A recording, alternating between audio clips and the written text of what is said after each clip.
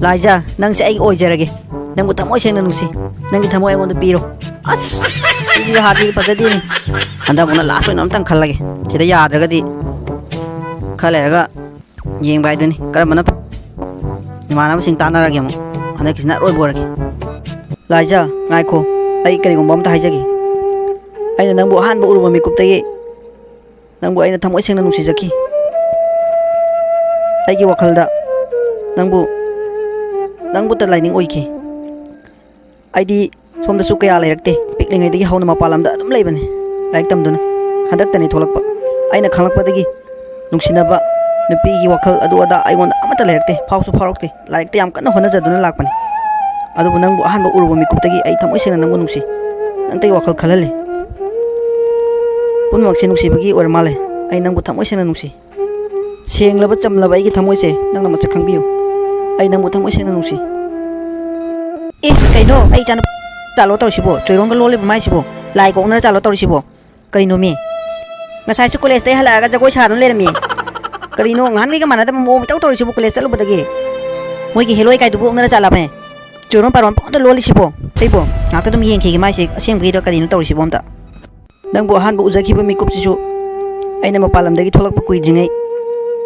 aina gari thoduna walking lak pa matam da nangna choroki matai da pot leiba gi ra kaino chalam ba mi kup to aduda ujahobani aina nangbu thamoi sengna nungsijaki nangbu karai dagi no karino habadi khangjaki adu ai adum thijai phangkide isona chanbiduna college asida nang tamduna leramle nang aiga thengnale aina haijari basing se aigi maktraba thamoi senglaba chamlaba thamoi sinani nafamda haijari base nangna amukta aina haijari ba mayam che receive tawbi rau yabi chamlaba panglaba aigi thamoi se nangna amukta themjinbi ya si chap chare ki okay tar si perfect oire Sumaina hairage ba chodi kara phajare dana han beijing duri kai di phagi ta anghang loi ta ke ima nang la program kui rage tum ga de na theng kan sida muka dolai no as talle ma di bo kaino nang ngau bro ha kaino ba su theng kan se nang tori se ima di nang tum la ba yeng ga dana la e adu ko nang tor mi me am to karino ba nang ngau bro nang bo ngasi de khakte ni college lo riba sumai torapati thama ni ga chalabadi nang sorok ta duri ne ha sorok ta ga tori banang kedar nang bhayo ima dayo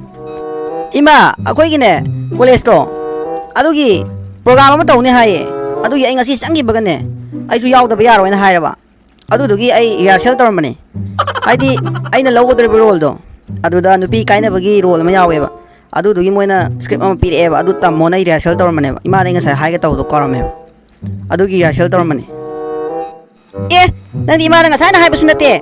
ima di pakapada loro re dana mihun thaun ka sudra bani ne kamla ka sitak tak niktana sana le chorom paro lon dana idi heloi gong na bra khandana ne mai ba ko sira khalama bane pare ima nga sana khangalama badi phadauba asuk theng ba sida ima ri sabu tumla bari yeng ga heduna tholak libani tumlo yare hayang amuk tawro nangi rehearsal do ko sale ima tumba hoi ma tumlu ro aisu kuira roi loya damne lo sale kitang de haire bako matiam tang wali ba siji tawraga lo salage adu ima tumbiru ro sale ima kuina le ranu ko thengla bani matam se kai noi gi daw sibu ai de kenom tawba timing si khoi ma sa sa ko kai tu jana ko ma je tan cha nei mi ngasa ju jagoi sa ngi da khoi ma chang jele haujing na mu dialogue to ngi na mo khoi ma chang jele ei on to ba khoi ma dialogue drama gi dialogue ta min ha thaja ra chakre fare tum ning khale da khoi mana hairam badagi mung su thenga mani tawris tum lurage tanu padu bo hoji diba sala ne he akhon mawa amata ta de ne thengla basi bo ma bo hau diba sala mama tari bro tanu padu hau khaba ne he makhon mawa amata ta de ne he hau de boy di am ta hau do ne theng man khare ne hoji phau tum hau dra badi masa to phara roi ne he amta hau do ne hau do hau tri bo ore di ngasi di college pada phongdokpa ngamna ba I hona da ba yade ngarang practice taw khrabani adubo horen urakan da ngam da ba khang de taw is adubo ai haira ga di yeng da ba yade ngasi hai ga ne ai soidana yarak tra su yana ba ai thokko khona ga ni ai sum hai da bi lei ba di yaroi adubo loi ba mai ngarang college ali dubo imana ba amata khangna ba gi tinna ba gi loina ba gi wakhal amata phau khidrin nupi do uba phangau ngau don lai khreba adu imanaba ma yam close oina tinana ba khona da ba de ai iteng pang na ba adu da khang dei di nusi na hai ba pa me na ibungo tabro leite jalan he pamung da su le hokde ma bu krai chakra jano ibungo ima kaya ge ai sida laiye barum da laiye o ima na som da koi thi thi ri ba sidi nang de da lai ri boy re lo chalo nang iru jari bro brush tauri baraba ima ai brush su tarum bane iru ja lu ja thora age loi to re da lo chalo ima cha nung thorang tarum lagi ko sa na thang na ba do kuina le nu inhan ge nu sa sa la hoi ima ai sa lo chala age sa ani ga no ma ta wari sana du na una ba se ipa di theng theng na dra bani do nang dra bani pa gi thaba asina adu bunga si di pa ga tan cha na sa ani ga theng na re na khoi ani bu cha nung ga thak la bro papo cha thak tri ado pabung se koi amta thena ge na taw je adum thabak chat la leram ba nei no college de hale na pabung heta thaba hala am da ba ado papo ka khara ngan halak pa ya da ba papo na naw nai si chumme pabung kitang ngan halak pa ya da ba teng na dab sin nungai ti papo kitang ngan halak ke taw se hekta ya da ba pa ge thaba asina ne adum pharak tai ado hojik unari ba sidi karisu nungai ta ba khan nganu ko ipa leram de hai duna sha ani ge awat apa leitana ba ipa kan honari bani ne he cha thangna dribu oradi nama du cha nung kalon kidri bro papu imana lula mani cha di ai di moi pamung khakini na cha se ama khata puthore e aduga cha tumbi chu cha han chu le ramidan sadudi amuk lok tho da ba yar ima kai dawrage amo ba cha puthora amuk atu chang doi mu tai dubo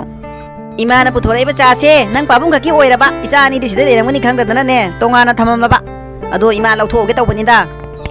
is ima du gi buloye na cha lok tho ge law che phamo law che khoi pun na ne amta thakmina si cha do ngasi de amuk ta thakmina bu su phangdre law phamo law ima ho tu su yai ma pham lage cha lok tho ro ko pun na thamo ma bani tonga na dum ibe ma na khoi gi bu kari awat apa le ri ge hujik pu pa da hayo ibe ma na pa le ri ngai si da ne hai ho ro babu hauji phau gi di kai su thoi dok pa awat apa lai tri da na naw na po che ke wa le hai bro papung da hai de ipa na sum na khoi wi awara pa hang mani da papa cha che si da loi thamage ko ima gi chu chi chi chu loi na si thamage papa koi ima se wa ba da loi ra bani macha ni gi seba taw hana ba da khoi na taw do na ima no na taw le re sing me ni papa koi ima se wa ba da loi ra bani chi chi khoi ni gi hona ba da mama nang bu wa ra bra ni cha tom bi gi cha han na hai ri ba si bu moi papa si bu wa ba ko bro cha ni gi hona ba si bu cha ni na mo heng apa mi mo mo ra kan da moi pabung ga ai ga mu nungai na thambi doi natro mama matam madu phawbadi ai ko ni ju kara wa ba tari khang ba tare ko cha ni sina phaba mi mam tang oi de phawdi ai ko ani potha ba phangoi dori he aina ngasi phongdo ko ni ka na khan la isi bu horen ur ka na kamla nik tna hai ngam dan tu ko khang de tawri si ngam dra na ngam da phai de ni ai ju ngam na ba de hona ba tare a sorok matai de nu pa ma le ri si bu ngara aina aigi hoi ka da phamba aigi tung da phamba nupa da man khre da masa ase male asidi ai mana bam da ju thige na khali asi ngarang gi dne mani manak ta thauja laga hangange ma college to dei samina kha sai kai ro to ju bo ju pau gari im ta lak tri si bo ai bu theng ba ta ni me to ri mane mai se gari ngai ba male mong se ai samina khra gi asi hek ta tina ba hauja lagi ma ko sal lagi manak thauja ya sai kha mai do hang Ita ko desa to natro sidi ngarang ano balak ba lufa do ni ita ko sali ni on sai di gari lak ta leng ni tan cha ita ko to ne ita do dai ju ko desa di ne lao pun sa mina krase mau sidi mo ko pa yam na pa mi sumal ho ita ko mina krase ai su gari ngai ram bane sada sira ita ya ita ko chala che ita ai che ngarang dagi khata lak pani na imana ba so mata loina dre khang de amta tina dre ado ita wai ga su maru amma waina loina ra se ta hoi ita ya ye loina ra se o fare ado ita wai di ma palam da dum lai re ba ma palam da ta ba e ba ina dum khang pa dagi ado koi pabung na ai hojikti kano ta ra bani na ma palam da ta mo do ngai tre yum da lai ona yum da lai ning ba gi moina ko thok pa ne ba ai kui tri tholok pa ko ado sida imana ba su college sida amta lai tre do ita ga adum chaminarasi adum mafam du da ngasai gi mafam du da dum ngai biram itaw adum ai adum lak pa da dum chaminarasi ko hoi ai itaw ai adum ngai ram ge ꯑꯩ ꯀꯣꯂꯦꯖꯀ ꯂꯥꯛꯅꯤꯡꯗ꯭ꯔꯦ college ꯌꯧꯅꯤ ꯈꯟꯕꯗ ꯑꯩ ꯃꯊꯥ ꯌꯥꯝ ꯁꯥꯏ ꯋꯥꯈꯜꯁꯦ ꯌꯥꯝ ꯅꯨꯡꯉꯥꯏꯇꯦ ꯚꯥꯏ ꯇꯧꯅꯣꯃꯦ ꯚꯥꯏ ꯅꯪꯕꯨ ꯀꯩꯁꯨ ꯅꯠꯇꯕ ꯍꯥꯏꯕꯁꯨ ꯅꯠꯇ꯭ꯔꯤꯕ ꯋꯥꯔꯤꯗꯨꯒꯤ ꯅꯪꯅ ꯂꯥꯏꯔꯤꯛ ꯂꯥꯏꯁꯨ ꯐꯈ꯭ꯔꯕ ꯅꯪꯅ ꯑꯗꯨꯒꯤ ꯋꯥꯈꯜꯗꯨꯗ ꯑꯗꯨꯝ ꯀꯣꯛꯇ ꯑꯗꯨꯃꯥꯏꯅ ꯃꯊꯥ ꯁꯥꯍꯜꯂꯗꯤ ꯀꯥꯏ ꯌꯥꯗꯣꯏꯅꯣ ꯇꯜꯂꯦ ꯚꯥꯏ ꯅꯪꯁꯤꯗꯤ ꯀꯔꯤ ꯍꯥꯏꯅ ꯍꯥꯏꯗꯣꯏꯅꯣ ꯈꯪꯗ꯭ꯔꯦꯗ ꯑꯩ ꯌꯥꯔꯦ ꯚꯥꯏ ꯂꯥꯏꯖꯒꯤ ꯋꯥꯐꯝꯗꯣ ꯄꯜꯂꯛꯑꯅꯨ ꯚꯥꯏ ꯃꯥ ꯍꯥꯏꯔꯨꯔꯅꯨ ꯁꯨꯡꯍꯥꯏ ꯍꯥꯏꯔꯨꯔꯅꯨ ꯑꯩ ꯑꯗꯨꯝ ꯏꯁꯥꯅ ꯑꯗꯨꯝ ꯀꯣꯂꯦꯖꯁꯤꯗ ꯂꯥꯛꯄꯗꯣ ꯇꯜꯂꯦ ꯍꯥꯏꯕꯒꯤ ꯋꯥꯅꯤ ꯋꯥꯈꯜꯁꯦ ꯅꯨꯡꯉꯥꯏꯖꯗꯦ ꯍꯥꯏꯕ ꯆꯠꯅꯤꯡꯕ ꯐꯥꯎꯗ꯭ꯔꯦ ꯇꯧꯅꯤ ꯅꯪꯅ ꯀꯣꯂꯦꯖꯁꯤꯗ ꯆꯠꯅꯤꯡꯕ ꯐꯥꯎꯗ꯭ꯔꯤꯒꯤ ꯃꯔꯝꯗꯣ ꯑꯩ ꯈꯪꯉꯦꯕ ꯇꯧꯅꯕꯗꯣ ꯅꯪꯅ ꯃꯤꯒꯤ ꯃꯥꯏꯊꯣꯡꯕꯨ ꯎꯔꯒ ꯍꯦꯛꯇ ꯅꯪꯅ ꯈꯟꯖꯕ ꯅꯪꯅ ꯋꯥꯈꯜꯗꯣ ꯁꯥꯒꯠꯆꯔꯒ ꯅꯪꯅ ꯑꯃꯨꯛꯁꯨ ꯁꯥꯎꯔꯦ ꯑꯃꯨꯛꯁꯨ ꯋꯥꯈꯜꯗꯨꯗ ꯑꯗꯨꯝ ꯈꯪꯗ꯭ꯔꯦꯗ ꯚꯥꯏ ꯑꯩ ꯀꯔꯤ ꯍꯥꯏꯗꯣꯏꯅꯣ ꯈꯪꯗꯦ ꯅꯪꯒꯤ ꯅꯑꯣꯡ ꯇꯧꯁꯦ ꯁꯨꯝ ꯁꯥꯎꯅꯤꯡꯈꯠꯂꯦ ꯀꯨꯏꯔꯒ ꯅꯪꯁꯦ ꯁꯣꯅꯣ ꯆꯨꯕ ꯀꯩꯅꯣ ꯇꯧꯁꯤꯜꯂꯛꯏ ꯏꯇꯥꯎ ꯀꯣꯂꯦꯖꯁꯨ ꯌꯧꯔꯝꯅꯤꯅ ꯆꯪꯅꯕ ꯇꯧꯔꯁꯦ ꯍꯣꯏ ꯏꯇꯥꯎ ꯆꯪꯉꯁꯤ ꯂꯥꯛꯑꯣ ꯏꯇꯥꯎ ꯑꯩ ꯀꯩꯅꯣꯝꯇ ꯍꯪꯒꯦꯅ ꯈꯜꯂꯝꯃꯤꯅꯦ ꯑꯩꯈꯣꯏꯒꯤ ꯀꯥꯗꯨꯗ ꯌꯥꯎꯕ ꯅꯨꯄꯤ ꯑꯃ ꯂꯥꯏꯖꯅ ꯅꯨꯄꯤ ꯑꯃ ꯌꯥꯎꯕꯗꯣ ꯑꯗꯨꯗꯣ ꯃꯥꯏ ꯋꯥꯔꯤꯁꯦ ꯀꯃꯥꯏꯅ ꯇꯧꯒꯦ ꯍꯥꯏꯐꯦꯠꯇ ꯈꯪꯕ ꯌꯥꯔꯣꯏꯗ꯭ꯔꯣ ꯏꯇꯥꯎ ꯃꯥꯁꯦ ꯌꯥꯝꯅ ꯐꯕ ꯁꯥꯇ꯭ꯔꯤꯅꯦ ꯑꯩꯈꯣꯏꯒꯤ ꯀꯣꯂꯦꯖ ꯑꯁꯤꯗ ꯃꯥꯕꯨ ꯂꯨꯅ ꯇꯧꯗꯕ ꯑꯣꯖꯥ ꯑꯃꯠꯇ ꯌꯥꯎꯗꯦ ꯑꯣꯖꯥ ꯈꯨꯗꯤꯡꯃꯛꯅ ꯃꯥꯕꯨ ꯌꯥꯝꯅ ꯂꯨꯅ ꯇꯧꯕꯅꯦ ꯏꯇꯥꯎ ꯂꯥꯛꯄꯁꯨ ꯀꯨꯏꯗ꯭ꯔꯤ ꯆꯤꯡꯅꯩꯀꯣ ꯈꯨꯍꯪꯗꯣ ꯏꯇꯥꯎ ꯃꯥꯁꯦ ꯎꯈꯤꯕ ꯀꯨꯏꯔꯦ ꯑꯩꯅ ꯑꯩ ꯊꯤ ꯉꯥꯎꯖ ꯂꯩꯀꯥꯟꯗ ꯑꯃꯨꯛ ꯀꯣꯂꯦꯖꯁꯤ ꯇꯝ ꯂꯩꯔꯝꯕ ꯍꯥꯏꯇꯥꯔꯦ ꯑꯗꯨꯗ ꯁꯨꯝ ꯈꯪꯅꯤꯡꯗꯅ ꯍꯪꯉꯛꯄꯅꯤꯗ ꯏꯇꯥꯎ ꯃꯥꯁꯦ ꯌꯥꯝ ꯅꯨꯡꯁꯤꯔꯦ ꯑꯗꯣ ꯀꯃꯥꯏꯅ ꯇꯧꯗꯣꯏꯅꯣ ꯏꯇꯥꯎ ꯈꯪꯗꯦꯅꯦ ꯏꯇꯥꯎ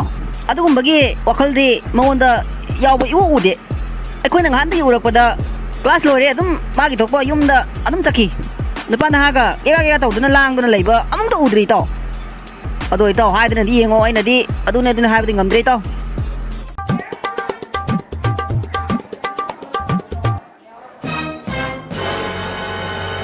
ꯅꯪꯕꯨ ꯉꯥꯎꯔꯕ꯭ꯔꯥ ꯏꯕꯦꯝꯃ ꯑꯩ ꯏꯀꯥꯏꯁꯜꯂꯛꯀꯗꯣꯔꯦꯀꯣ ꯑꯩꯒ ꯐꯝꯃꯤꯟꯅꯔꯒ ꯑꯗꯨꯒꯨꯝꯕ ꯊꯕꯛ ꯇꯧꯔꯛꯀꯅꯣ ꯑꯩ ꯌꯥꯝ ꯍꯩꯅꯗꯦ ꯀꯩꯗꯧꯔꯒꯦ ꯏꯇꯥ ꯅꯪꯅ ꯑꯗꯨ ꯀꯟꯅ ꯁꯥꯎꯔꯤꯗꯨꯕꯣ ꯑꯩ ꯀꯩꯗꯧꯈ꯭ꯔꯒꯦ ꯑꯩ ꯀꯩꯗꯧꯕ ꯌꯥꯎꯈ꯭ꯔꯒꯦꯕ ꯑꯩ ꯌꯥꯝ ꯇꯜꯂꯦꯕ ꯅꯪꯒꯤ ꯃꯑꯣꯡ ꯃꯇꯧꯗꯣ ꯑꯗꯨꯃꯥꯏꯅ ꯇꯧꯗꯣꯏꯗꯤ ꯑꯩ ꯐꯝꯃꯤꯟꯅꯔꯣꯏꯁꯦ ꯇꯜꯂꯦꯕ ꯀꯩꯅꯣ ꯅꯪ ꯇꯧꯔꯤꯗꯨꯕꯣ ꯏꯁ ꯂꯣꯏꯔꯦ ꯏꯕꯦꯝꯃ ꯅꯨꯄꯥꯁꯦ ꯉꯥꯛꯇꯪ ꯌꯦꯡꯉꯨꯕꯩꯔꯣ ꯃꯥꯁꯨ ꯄꯥꯝꯃꯤ ꯃꯥꯅꯤ ꯅꯨꯄꯥꯁꯤ ꯈꯝꯍꯟꯗꯅꯒ ꯇꯧꯏ ꯀꯩꯅꯣ ꯏꯇꯥ ꯅꯪꯅ ꯉꯥꯡꯉꯤꯗꯨꯕꯣ ꯉꯥꯎꯔꯕ꯭ꯔꯥ ꯅꯪꯕꯣ ꯅꯪ ꯅꯨꯄꯥꯁꯦ ꯄꯥꯝꯕ ꯀꯥꯟꯗ ꯑꯩꯉꯣꯟꯗ ꯑꯗꯨꯒꯨꯝꯕ ꯇꯧꯅꯨ ꯅꯪꯒꯤ ꯀꯥ ꯍꯦꯟꯅ ꯍꯦꯟꯖꯟꯕ ꯃꯇꯧꯗꯣ ꯑꯗꯨꯅ ꯑꯩꯅ ꯌꯥꯝ ꯁꯥꯎꯅꯤꯡꯉꯤꯗꯤ ꯁꯤ ꯃꯅꯨꯡꯁꯦ ꯀ꯭ꯂꯥꯁꯅꯤ ꯅꯪ ꯑꯁ ꯇꯜꯂꯦ ꯏꯇꯥ ꯅꯪ ꯑꯗꯨꯃꯥꯏꯅ ꯇꯧꯗꯣꯏꯗꯤ ꯑꯩ ꯐꯝꯃꯤꯟꯅꯕ ꯇꯜꯂꯦꯀꯣ ꯑꯩꯈꯣꯏꯁꯦ ꯅꯨꯄꯤꯅꯤ ꯏꯇꯥ ꯅꯪꯒꯤ ꯀꯥ ꯍꯦꯟꯕ ꯃꯑꯣꯡ ꯃꯇꯧꯗꯣ ꯇꯧꯅꯨ ꯑꯗꯨꯃꯥꯏꯅ ꯇꯧꯗꯣꯏꯗꯤꯅꯦ ꯏꯇꯥ ꯑꯩ ꯅꯪꯒ ꯄꯨꯟꯕ ꯇꯜꯂꯦ ꯍꯩꯅꯗꯦꯕ ꯅꯪꯒꯤ ꯃꯑꯣꯡ ꯃꯇꯧꯗꯣ ꯑꯗꯨꯃꯥꯏꯅ ꯇꯧꯗꯣꯏꯗꯤ ꯌꯥꯔꯦꯁꯦ ꯏꯇꯥ ꯑꯩ ꯇꯧꯔꯔꯣꯏꯕ ꯃꯇꯨꯡꯗ ꯇꯧꯔꯣꯏ ꯁꯥꯎꯔꯅꯣꯕ ꯀꯣ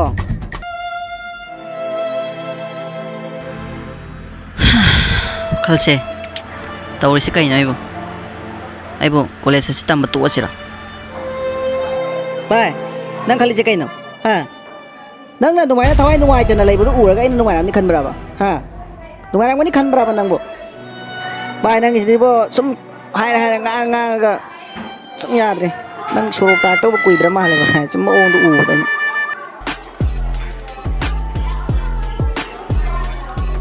ꯏꯇꯥꯎ ꯂꯥꯏꯖꯒ ꯐꯝꯃꯤꯟꯅꯔꯤꯕ ꯅꯨꯄꯤꯁꯦ ꯑꯁꯤꯁꯤꯗ ꯀ꯭ꯂꯥꯁ ꯂꯣꯏꯔꯒ ꯍꯣꯔꯦꯟ ꯀꯩꯅꯣꯝ ꯆꯥꯁꯦꯅ ꯑꯝꯇ ꯍꯥꯏꯒꯤꯔꯣ ꯏꯇꯥꯎꯅ ꯍꯥꯏꯕꯨꯗꯤ ꯍꯥꯏꯒꯦ ꯏꯇꯥꯎ ꯑꯗꯣ ꯌꯥꯔꯛꯀꯅꯤ ꯍꯥꯏꯕꯗꯤ ꯑꯩ ꯊꯥꯖꯗꯦ ꯏꯇꯥꯎ ꯑꯗꯣ ꯍꯥꯏꯔꯒꯗꯤ ꯌꯦꯡꯁꯤ